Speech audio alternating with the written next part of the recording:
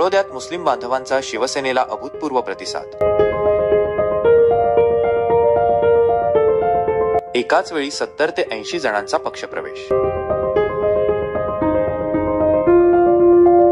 तळोदा येथे शुक्रवार 11 एप्रिल 2025 झालेल्या शिवसेना शाखेच्या उद्घाटन सोहळ्यात एक अनपेक्षित आणि लक्षवेधी घटना घडली। राज्याचे शालेय शिक्षण मंत्री दादा भुसे यांच्या प्रमुख उपस्थितीत झालेल्या या कार्यक्रमात तळोदा शहरातील तब्बल 70 ते 80 मुस्लिम समुदायातील नागरिकांनी आमदार चंद्रकांत रघुवंशी आणि शिवसेनेच्या पदाधिकारी व कार्यकर्त्यांवर विश्वास व्यक्त करत एकाच वेळी शिवसेनेत प्रवेश केला।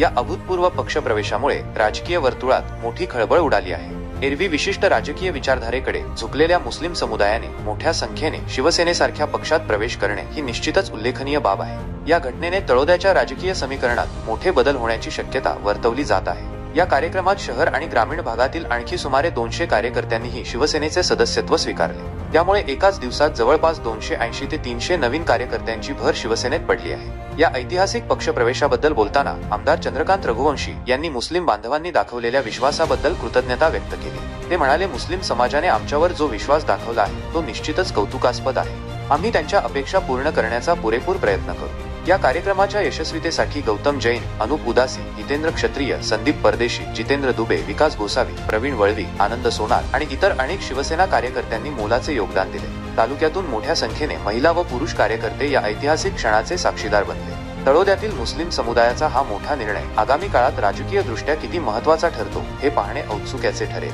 मात्र या घटनेने निश्चितच शिवसेनेच्या कार्यकर्त्यांमध्ये एक नवीन ऊर्जा संचारली आहे।